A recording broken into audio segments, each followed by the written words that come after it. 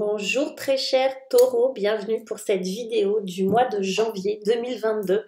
Je suis ravie de vous retrouver. On va faire une vidéo un peu plus longue pour ce mois de janvier. Je dépasse les 5 minutes chrono que je fais d'habitude. Et on va se baser sur les 7 niveaux logiques de Diels. Je vais vous expliquer un petit peu. Il y a 7 niveaux, c'est une pyramide. On a d'abord tout ce qui va toucher à l'environnement, tout ce qui va toucher au comportement, tout ce qui va toucher ensuite aux capacités, ensuite tout ce qui va toucher aux croyances, ensuite tout ce qui va toucher à l'identité et enfin au spirituel. Et ça nous fait une petite pyramide. Pour ceux que ça intéresse, vous pouvez aller chercher sur Internet. On commence tout de suite. Là, j'ai vu un petit peu votre tirage. Vous avez 3 reines. Donc, on va aller voir un petit peu. Vous avez la reine d'épée, la reine de bâton, la reine de denier. Ce qui va teinter. Alors, c'est assez équilibré du coup. On a un petit peu tout. Il nous manque, non, on a même des coupes. Donc, vous avez un mois de janvier assez équilibré au niveau des énergies.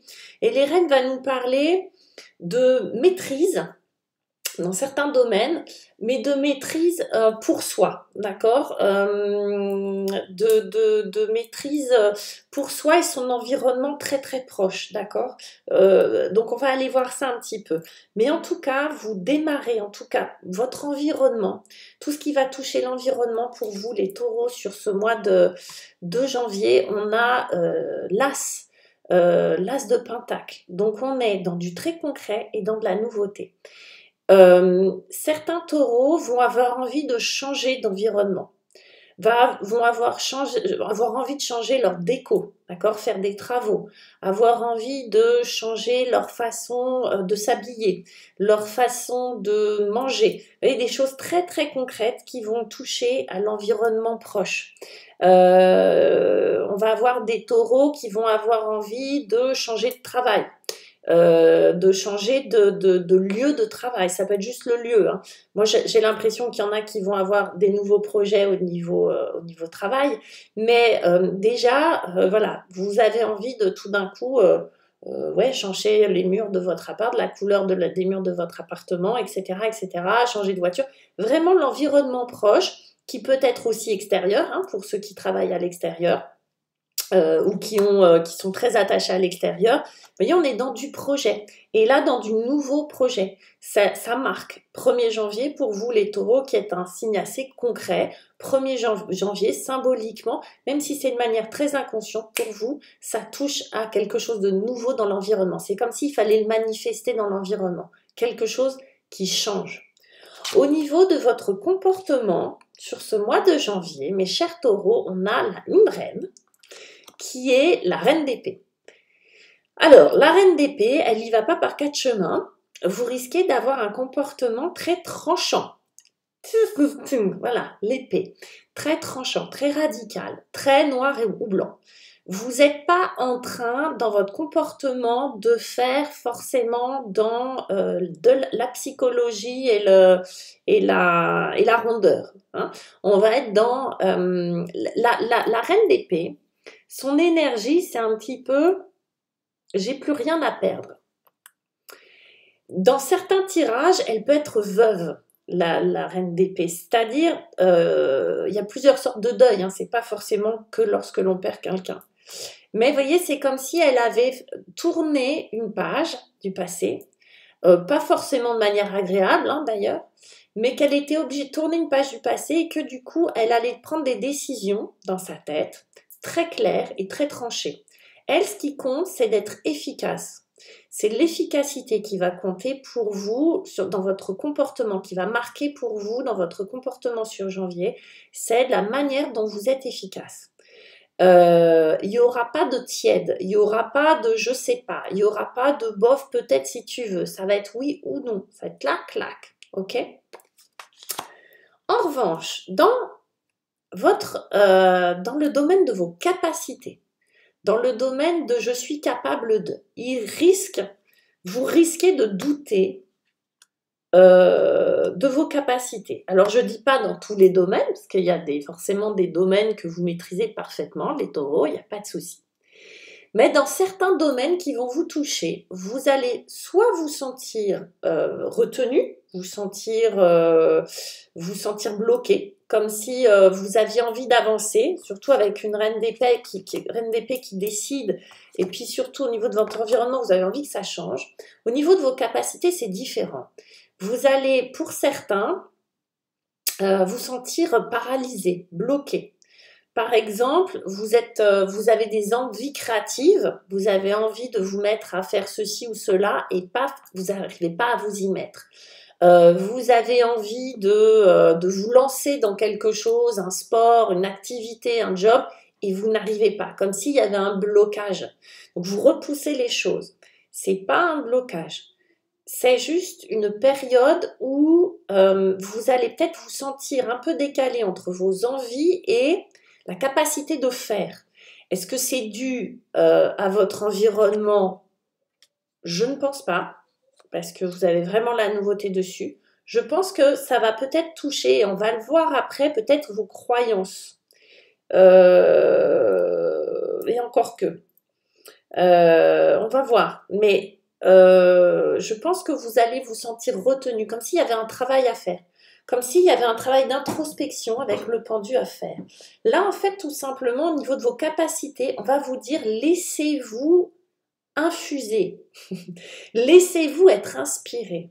Le pendu, il est super parce qu'il nous invite. Alors, effectivement, il n'est pas dans l'action. Et nous, on est un peu des singes. Vous voyez, il faut tout le temps que ça bouge. On est rarement dans la contemplation. On n'a pas appris ça et notre société ne nous l'apprend pas du tout.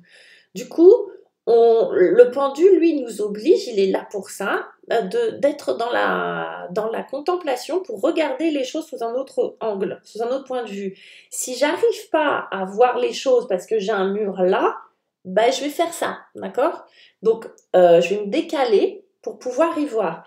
Et là, c'est cette démarche-là, mais à l'intérieur de nous. Elle n'est pas simple. Il n'y a pas d'école pour ça. Heureusement, on y vient de plus en plus à... Voilà. Apprendre à respirer, à se poser, à respirer et à voir autrement. Ok. On va parler maintenant de vos, justement, comment on va dire ça? De vos croyances. Alors, au niveau de vos croyances, on a le battleur. Alors ça, c'est chouette. Alors, je disais, ça va peut-être bloquer au niveau de vos croyances. Pourquoi? Parce que le battleur, c'est chouette. On est dans... Là, on est dans la nouveauté et surtout, on est dans la capacité à interchanger nos croyances. Comment expliquer ça? C'est-à-dire, vous allez, au niveau des croyances, peut-être être plus sûr de rien d'un côté, mais de l'autre, adhérer et accepter de nouvelles croyances. Ou bien changer vos croyances. C'est-à-dire, je crois que la vie, c'est dur, je dis n'importe quoi. Et puis, finalement, au cours de la journée, vous apercevoir que si je me dis que la vie, en fait, elle est facile, je vais la voir beaucoup plus facile. En gros, le battleur, il est à la fois un alchimiste, un magicien, il transforme les choses et il les manifeste dans la vie. Donc ça, au niveau de vos croyances, ça va être un atout extraordinaire sur le mois de janvier. C'est-à-dire que si en fait, comme si vous alliez vous apercevoir de l'importance des croyances et à la fois de la flexibilité qu'on peut avoir et de l'avantage qu'on peut avoir de changer de croyance, de jouer en tout cas avec les croyances, avec ces curseurs-là.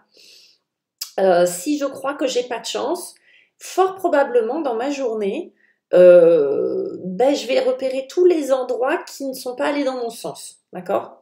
Le pied de la table que je me suis prise, je sais pas quoi, la station-service qui est en panne, et je sais pas faire d'essence, etc., etc. Et je vais dire, j'ai pas de chance. Biais de confirmation.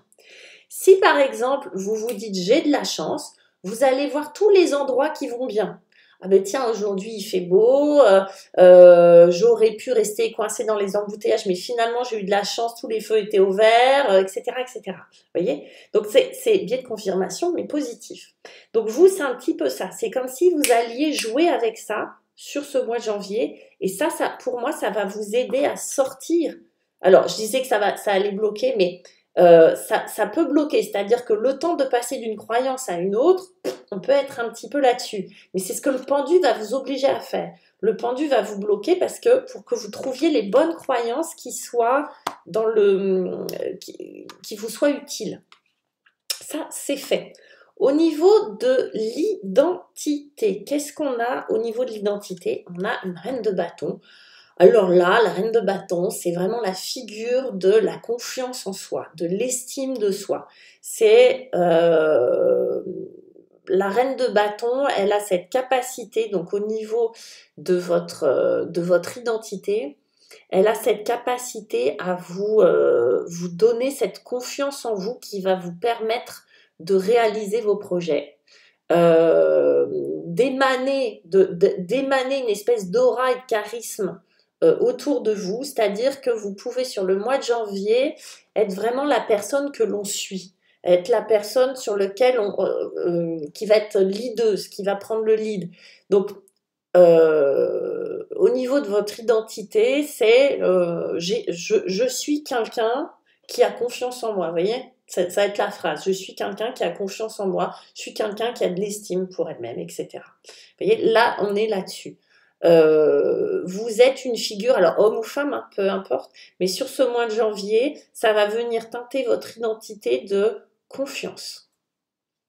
Et enfin, au niveau spirituel, on a la reine de denier. Je vous avais dit, il y a de la reine, il y a de la reine. La reine de denier, et j'ai tiré le pape aussi, donc on en a deux, donc je les ai prises.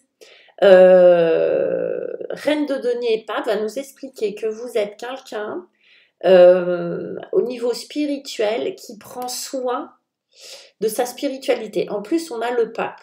Donc, la foi. Donc, je ne parle pas religion, hein, je parle vraiment de sens de la vie, de ce qu'il y a, de ce qui nous dépasse, de cette, de qu'est-ce qu'on fait de l'invisible, qu'est-ce que l'on fait de tout ce que l'on ne maîtrise pas, que l'on ne contrôle pas, de tout ce qu'on ne connaît pas encore sur la terre, le sens de la vie, l'humanité, etc. Hein. Donc, on a de l'amour, etc., etc. Là, on a la reine de denier et le pape. On nous parle de votre spiritualité qui va prendre une autre dimension. Comme si vous alliez vous ouvrir littéralement, vous alliez passer un level, que vous alliez passer encore, vous allez updater, vous voyez, au niveau spirituel, que vous allez prendre soin avec la reine de denier. Vous allez vraiment prendre soin de votre spiritualité, de la façon dont vous êtes vous vous comportez par rapport à ça, ce que vous émanez par rapport à ça. Hyper riche, hyper joli, plus le pape, on est vraiment dans quelque chose de... on a la foi, quoi. On a vraiment cette foi qui va vous porter, vous allez vraiment être baigné dans quelque chose de, encore une fois, de confiance. C'est peut-être pour ça que la reine de bâton, elle est là dans l'identité, parce que vous avez une vraie foi sur l'avenir, une vraie confiance dans ce qui va se passer à venir sur ce mois de janvier. Et puis même sur l'année. Voilà mes chers taureaux, si vous avez aimé, n'hésitez pas à liker, à partager avec vos copains et vos copines si jamais ça vous parle ou vous dites « Ah ben tiens, ça va pouvoir lui remonter le moral » ou je sais pas quoi. Mais en tout cas, laissez-moi vos commentaires et je vous dis à très très bientôt. Salut les taureaux, ciao.